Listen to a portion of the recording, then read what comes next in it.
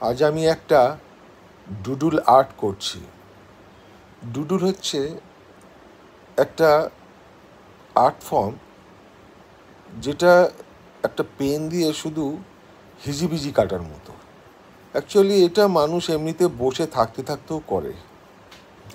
একটা পেন বা পেন্সিল দিয়ে কোনো কিছুর উপরে হিজিবিজি কাটাকেই ডুডুল বলে। কিন্তু সেই ডুডুল ক্রমশ শিল্পের পর্যায়ে পরিণত হয়েছে। সেই শিল্পকে কিভাবে করা হয়েছে সেটাই আমি আজকে দেখাচ্ছি।